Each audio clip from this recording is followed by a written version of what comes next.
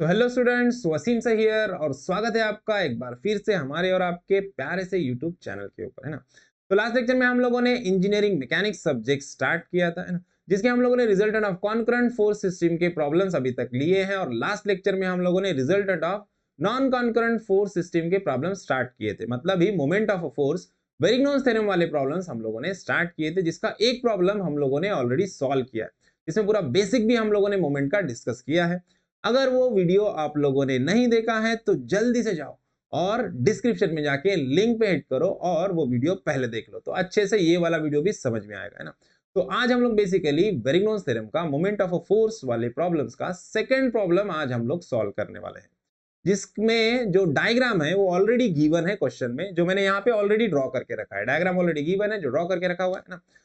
Statement एकदम simple सा है, find the resultant of the force system as shown in figure with respect to point B, है ना। मतलब इन फोर्सेस का हम लोग को क्या करना है, रिजल्टेंट फाइंड आउट करना है with respect to point B.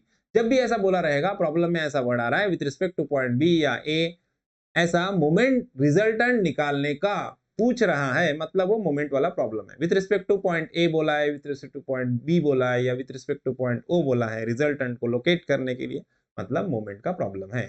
मतलब रिजल्टेंट भी निकालना पड़ेगा, मोमेंट भी निकालना पड़ेगा, वेरिग्नोस थ्योरम से उसका एक्स वाला डिस्टेंस भी निकालना पड़ेगा। तो चलो अब डायरेक्टली कैलकुलेशन की तरफ बढ़ते हैं। सब में पहले क्या करेंगे हम लोग, सब में पहले हम लोग रिजल्टेंट निकालेंगे। रिजल्टेंट क्या होता है, रिजल्टेंट का जो बेसिक फॉर्मूला है हमारा वो इस तरह से है कि रिजल्टेंट होता है under root summation of F of X square and summation of F of Y square, दोनों का एडिशन, है ना, रूट के अंदर, बराबर। तो अभी दोनों का एडिशन होगा तो उसमें summation of F of Y क्या होता है, summation of F of Y मतलब सिस्टम में जितने भी सारे वर्टिकल फोर्सेस है उनको क्या करना होता है, ऐड करना होता है। जो ऊपर जाएंगे उनको पॉजिटिव लेते हैं, जो नीचे जाएंगे उनको नेगेटिव लेते हैं, है ना। लेकिन इस वाले प्रॉब्लम में जो हम लोग को फोर्सेस दिए, कितने फोर्सेस है, 200 न्यूटन का फोर्स है, ये 150 न्यूटन का फोर्स है और ये 100 न्यूटन का फोर्स है। और जो स्पेशल यहाँ पे दिख रहा है 150 न्यूटन मीटर, ये क्या, ये फिक्स्ड मोमेंट है। अब फिक्स्ड मोमेंट मतलब क्या होता है एग्जैक्टली, देखो फिक्स्ड मोमेंट मतलब ये ऑलरेडी मोमेंट है और इसका यूनिट भी देखो न्यूटन मीटर है, मतलब इसमें ऑलरेडी डिस्टेंस है। अब जब भी ऐसा आएगा फिक्स्ड मोमेंट आएगा तो यहाँ पे आपको डिस्टेंस देखना नहीं है, डायरेक्टली उसकी वैल्यू लिख देना है, वो भी सिर्फ मोमेंट के कैलकुलेशन में। और सबसे इंपॉर्टेंट, ये फोर्स नहीं है, ये क्या है, मोमेंट है, फिक्स्ड मोमेंट बोलते हैं हम लोग इसको, है ना, या कपल बोलते हैं, ठीक है। तो ये जो फिक्स्ड मोमेंट है तो ये फोर्स नहीं है। तो ये फोर्स नहीं है तो बेसिकली ये summation of F of x या एफ ऑफ वाई के कैलकुलेशन में नहीं आएगा, ये फोर्स नहीं है ना। तो इसका एफ ऑफ एक्स या एफ ऑफ वाई के कैलकुलेशन में ये नहीं आएगा, उससे कुछ इसका लेना देना नहीं है। ये कहां पे आएगा फिर, ये आएगा अपने मोमेंट के कैलकुलेशन में। जब हम लोग moment with respect to point B निकालेंगे तब इसको ऐड करेंगे। इसको ऐड कैसे करना है, सिर्फ इसका सेंस देखना है। हमारा कंसिडरेशन क्या होता है, मोमेंट के लिए क्लॉकवाइज पॉजिटिव लेते हैं, एंटी क्लॉकवाइज नेगेटिव लेते हैं ना। अगर ये क्लॉकवाइज है तो -150 लिख दो, एंटी क्लॉकवाइज है तो +150 लिख दो। डिस्टेंस से इसको मल्टीप्लाई करना नहीं होता है, ठीक है। तो ये है फिक्स्ड मोमेंट, ठीक है। तो ये फोर्स नहीं है तो इसको छोड़ दो। अब एफ ऑफ वाई में क्या करेंगे, सारे वर्टिकल फोर्सेस का एडिशन करेंगे। लेकिन सिस्टम में यहाँ पे कोई वर्टिकल फोर्स है ही नहीं, यहाँ पे तीन फोर्स है, 200, 150 और 100 का, और तीनों फोर्स कैसे हॉरिजेंटल है, इनकी लाइन हॉरिजेंटल है। मतलब एफ ऑफ वाई क्या हो जाएगा, एफ ऑफ वाई हो जाएगा 0, summation of F of Y होगा हमारा 0, क्योंकि कोई वर्टिकल फोर्स है ही नहीं। एफ ऑफ वाई 0 हो जाएगा तो रिजल्टेंट का फॉर्मूला क्या हो जाएगा, फिर रिजल्टेंट का फॉर्मूला हो जाएगा under root summation of F of X का स्क्वायर बराबर एफ ऑफ वाई 0 हो गया तो सिर्फ बचा एफ ऑफ एक्स। अब ये स्क्वायर और स्क्वायर रूट कैंसल हो जाएगा तो यहाँ पे रिजल्टेंट इज इक्वल टू क्या हो जाएगा, summation of F of x हो जाएगा, है ना। तो ये इंपॉर्टेंट है हमारे लिए, है ना। रिजल्टेंट को निकालना है, मतलब क्या निकालना है, सिर्फ समेशन ऑफ एक्स की वैल्यू निकालो, वही रिजल्टेंट के बराबर हो जाएगा, है ना। तो चलो डायरेक्टली फाइंड आउट करते हैं। तो सब में पहले हम लोग निकालेंगे summation of F of x की वैल्यू, है ना। कंसिडरेशन क्या है, सारे हॉरिजॉन्टल फोर्सेस को ऐड करना है। जो फोर्सेस राइट में जाएंगे वो पॉजिटिव, जो लेफ्ट में जाएंगे वो नेगेटिव। राइट साइड जाने वाले पॉजिटिव, लेफ्ट साइड जाने वाले नेगेटिव, सारे फोर्सेस को ऐड करना है। तो देखो हॉरिजॉन्टल फोर्सेस, ये दो फोर्स हमारे राइट साइड में जा रहे हैं, 200 और 100, है ना। तो दोनों राइट में जा रहे हैं तो दोनों पॉजिटिव रहेंगे, है ना। तो क्या लिखेंगे हम लोग यहाँ पे, 200 प्लस 100। उसके बाद ये वाला फोर्स देखो 150 न्यूटन का फोर्स लेफ्ट में आ रहा है, मतलब माइनस, है ना। तो यहाँ पे क्या लिख देंगे हम लोग, -150 है ना। ओके, और कोई फोर्स है क्या? नहीं है, तीन ही फोर्स है, ये फिक्स्ड मोमेंट है, इसमें आएगा नहीं, है ना। तो अब क्या करना है, इसको कैल्सी में पुट करो और कैलकुलेट करो। तो देखो ये 300 हो रहा है, 300 माइनस 150 मतलब क्या आएगा आंसर, +150। तो देखो रिजल्टेंट किसके बराबर है, summation of F of x के बराबर है, और समेशन ऑफ एक्स क्या आ रहा है हमारा, +150। क्या आएगा यूनिट इसका, न्यूटन, क्योंकि फोर्स है ना। आंसर पॉजिटिव आया है, इसका मतलब क्या है, आंसर पॉजिटिव आया मतलब डायरेक्शन कैसा है, राइट वर्ड है। तो मतलब अब यहां से हम लोग को इतना समझ में आया कि एफ ऑफ एक्स मतलब रिजल्टेंट हमारा जो है वो 150 न्यूटन मैग्नीट्यूड का है। और रिजल्टेंट कैसा है, हॉरिजॉन्टल है। सारे फोर्सेस हॉरिजॉन्टल है तो रिजल्टेंट भी हॉरिजॉन्टल रहेगा, है ना। और हॉरिजॉन्टल रहते हुए कैसा है वो, राइट वर्ड है, मतलब रिजल्टेंट हमारा ऐसे आएगा, है ना। ऐसे रिजल्टेंट है, इधर किधर है रिजल्टेंट, यहाँ पे है, यहाँ पे किधर है, अपने को पता है क्या, नहीं। अब इतना पता है कि रिजल्टेंट हॉरिजॉन्टल है और राइट वर्ड जा रहा है, ऐसे जा रहा है। यहाँ पे है नहीं पता, यहाँ पे है नहीं पता, यहाँ पे है नहीं पता, तो पता करना है। ये पता करने के लिए क्या चाहिए, x चाहिए, डिस्टेंस x, है ना। कहां से, पॉइंट बी से उसका डिस्टेंस चाहिए, तो उसके लिए वेरिग्नोन्स थ्योरम का यूज करना पड़ेगा। तो वेरिग्नोन्स थ्योरम का यूज करने के लिए क्या करना पड़ेगा, सब में पहले हम लोग को मोमेंट फाइंड आउट करना पड़ेगा। किस पॉइंट से निकालने के लिए बोला है, बी पॉइंट से। तो चलो नेक्स्ट स्टेप वही हमारा, summation of moment of all the forces about point B is equals to, है ना। कंसिडरेशन क्या है हमारा, जो क्लॉकवाइज मोमेंट रहेगा वो रहेगा नेगेटिव, और जो एंटी क्लॉकवाइज मोमेंट रहेगा वो रहेगा पॉजिटिव। तो चलो मोमेंट फाइंड आउट करते हैं।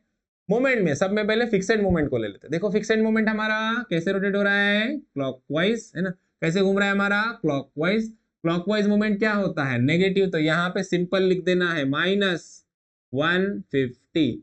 फिक्सेड मोमेंट जब भी आएगा तो डिस्टेंस नहीं देखना है, डिस्टेंस से मल्टीप्लाई नहीं करना है, समझ में आया। सिर्फ उसकी वैल्यू लिखना है। सेंस देखो, क्लॉकवाइज है तो माइनस लिखो, एंटी क्लॉकवाइज है तो प्लस लिखो। इधर इसका यूनिट देखो न्यूटन मीटर है, मतलब डिस्टेंस उसमें ऑलरेडी है, डिस्टेंस से मल्टीप्लाई करने की जरूरत नहीं है, -150 लिख दिया। अब फोर्सेस देखते हैं। पॉइंट बी यहाँ पे, पहला फोर्स यहाँ पे क्या करना है, सर्कल बनाना है।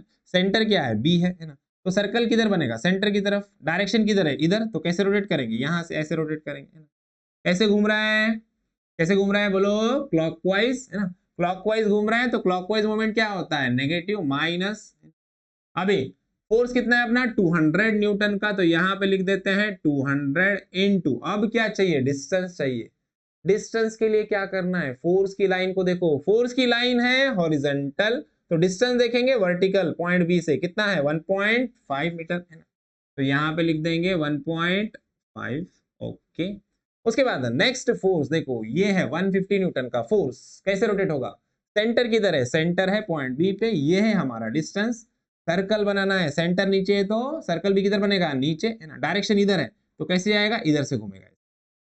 कैसे घूम रहा है देखो, कैसे घूम रहा है, एंटी क्लॉकवाइज, है ना। ये एंटी क्लॉकवाइज है, देखो यहाँ पे एंटी क्लॉकवाइज, देखो क्लॉकवाइज एंटी क्लॉकवाइज में 100% कंफ्यूजन होगा।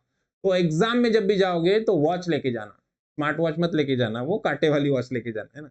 तो उससे तुमको समझ में आएगा क्लॉकवाइज घूम रहा है कि एंटी क्लॉकवाइज घूम रहा है। एग्जाम का प्रेशर बहुत अलग होता है, नॉर्मल कंडीशन अलग होती है, वहां पे जाओगे 100% कंफ्यूजन होने की चांसेस है, तो सेफ साइड एक वॉच लेके जाओ। क्लॉकवाइज घड़ी का कांटा देख लेने का, क्लॉकवाइज घूम रहा है, यहाँ ये क्लॉकवाइज है ना, और उसका अपोजिट एंटी क्लॉकवाइज, ठीक है। ये कैसे रोटेट हो रहा है, anti clockwise. Anti clockwise moment क्या होता है हमारा, पॉजिटिव।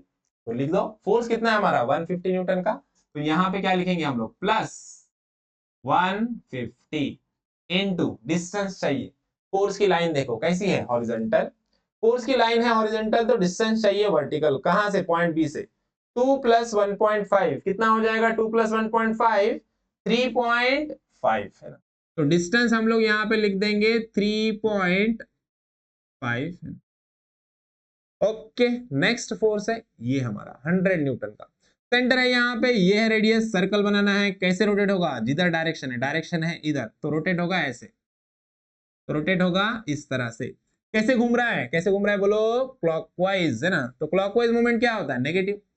तो यहाँ पे लिख देंगे हम लोग -100 इनटू डिस्टेंस चाहिए, फोर्स की लाइन देखो, फोर्स की लाइन है हॉरिजॉन्टल तो डिस्टेंस देखेंगे वर्टिकल, कितना है डिस्टेंस बी पॉइंट से, 1.5 कितना होगा, 3 3 + 2 5, है ना। तो टोटल डिस्टेंस कितना है यहाँ से, 5 मीटर है ना।